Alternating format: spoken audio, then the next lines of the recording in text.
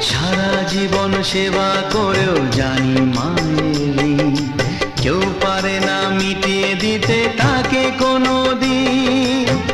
তোমারই আশীর্বাদে জীবনের প্রতি পদে যেন আমি রাখতে পারি তোমারই সুনাম মা, ও মা।